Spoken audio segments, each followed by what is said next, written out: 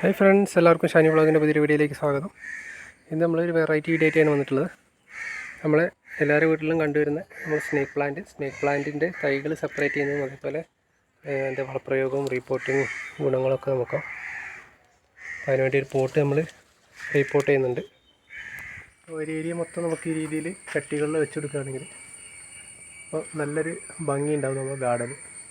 അപ്പോൾ ഇതിൽ തന്നെ നമ്മൾ പ്ലാസ്റ്റിക് പോട്ടിൽ ആദ്യം വെച്ച് കൊടുത്തിട്ടുണ്ടായിരുന്നു. അത് നല്ല ഹെൽത്തി ആയിട്ട് വന്നിട്ടുണ്ട്.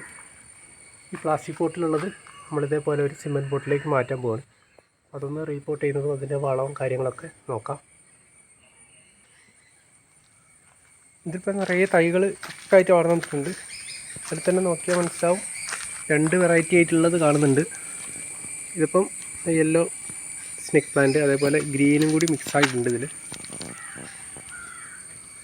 രണ്ടും കൂടി മിക്സ് ആയിട്ട് തന്നെ വളർന്നു വന്നിട്ടുണ്ട്.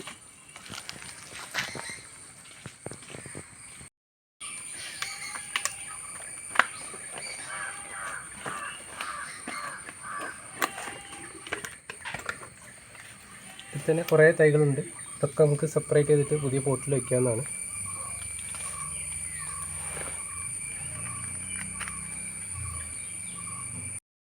ഇതിൽ തന്നെ നമ്മൾ ചെറിയൊരു കട്ടിങ് എടുക്കുന്നുണ്ട്. ഇത് നല്ലൊരു വെറൈറ്റിയാണ്.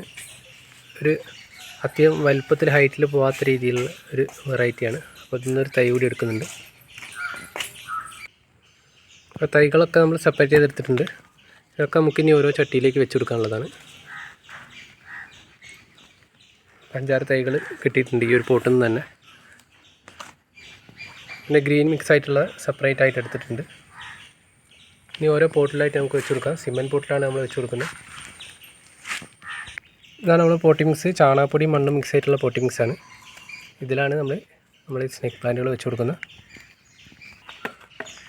ഓരോ പോട്ടിലായിട്ട് വെച്ച് കൊടുക്കുകയാണ്. ഒരു തൈ നമ്മളിതിൽ വെച്ച് കൊടുത്തിട്ടുണ്ട്. ബാക്കിയുള്ളത് ചെറിയ തൈകളാണ്. തൈ മതിയാവും നമുക്ക് ഒരു പോട്ട് നിറയെ വളർന്ന് കിട്ടാൻ വേണ്ടിയിട്ട്. 2-3 മാസം ആകുമ്പോഴേ പുതിയ തൈകളൊക്കെ ആയിക്കോളും. അപ്പോൾ ഇതും കൂടി നമ്മൾ ബാക്കി പോട്ടുകളിൽ സെറ്റ് ചെയ്യുന്നുണ്ട്. എല്ലാ ചെടികളും തൈകൾ നമ്മൾ ചട്ടിയിലേക്ക് മാറ്റി. ഇനി നമുക്ക് ഒരു കോർണറിൽ ചെടികൾ ഒരുമിച്ച് വെക്കുമ്പോഴായിരിക്കും കൂടുതൽ ഭംഗി. സ്നേക്ക് പ്ലാന്റുകൾ വലിയ കെയറിങ്ങിൻ്റെ ഒന്നും ആവശ്യമില്ല. വേനലായാലും മഴയായാലും നമ്മൾ നനച്ചു കൊടുക്കുന്നത് ആഴ്ചയിൽ ഒരിക്കലൊക്കെ നനച്ചു കൊടുത്താൽ മതി. ഒട്ടേറെ ഗുണങ്ങൾ ഈ ചെടികൾക്കുണ്ട്. വായു ശുദ്ധീകരിക്കാനും ഇൻഡോറൊക്കെ ആയിട്ട് സെറ്റ് ചെയ്യാൻ പറ്റിയ ചെടികളാണ് ഈ ചെടികൾ. ഇന്നത്തെ വീഡിയോ ഇത്രയേ ഉള്ളൂ. വീഡിയോ ഇഷ്ടപ്പെട്ടാൽ ലൈക്ക് ചെയ്യാൻ മറക്കരുത്.